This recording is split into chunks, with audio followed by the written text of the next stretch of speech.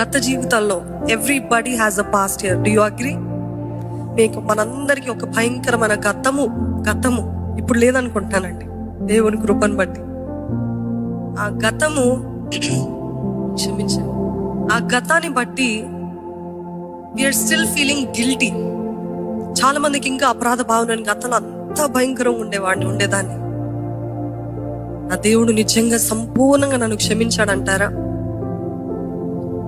నేను ఎంతో సమయము మనుషుల కోసం వెచ్చించాను, ఆ సమయం అంతా నేను పోగొట్టుకున్నాను. I have lost my energy, I have lost my time, I have lost all my efforts, I have lost my peace. నా సమాధానాన్ని పోగొట్టుకున్నాను, ఎన్నో పోగొట్టుకున్నాను నా జీవితంలో. ఆఖరికి నాకు దెబ్బలు, గాయాలే మిగిలినాయి. ఈరోజు మన జీవితంలో ఎన్నో పోగొట్టుకుని ఉన్నామేమో, కానీ ఈ అపరాధ భావాన్ని మాత్రము దేవుని సన్నిధిలో విడిచిపెట్టాలండి. ఆమేన్. దేవుని సన్నిధిలో విడిచిపెట్టాలి. ఎందుకంటే దేవుని దగ్గరికి వచ్చేటప్పుడు ధైర్యముగా రమ్మని అన్నాడండి. ఎలాగ రావాలి? ఆయన కృపా సింహాసనం దగ్గరికి ధైర్యంగా రావాలి. Come with confidence to God's presence. ఏంటి? నా దేవుడు నా పాపాలన్నిటినీ కొట్టివేస్తాడు.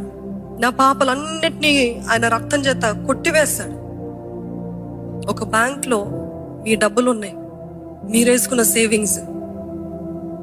మీకు అవసరం వచ్చినప్పుడు మీరు